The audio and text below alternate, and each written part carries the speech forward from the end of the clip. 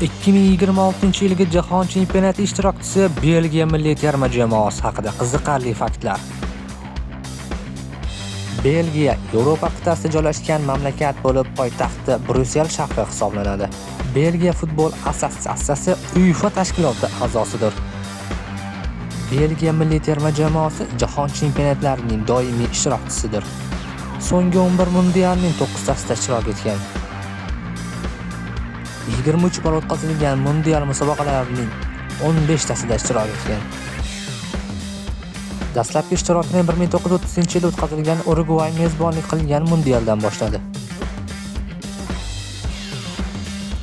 Mundiallar tarixida eng yaxshi ishtirok 2018-yilgi jahon chempionati bo'ldi, 3-o'rin. Mundiallar tarixida eng ko'p o'yin o'tkazgan futbolchisi Enzo Esquifo, 17 bahs. Romelu Lukaku va Mark Wilmots eng ko'p jahon chempionatlarida gol urgan futbolchilari 5 tadan gol.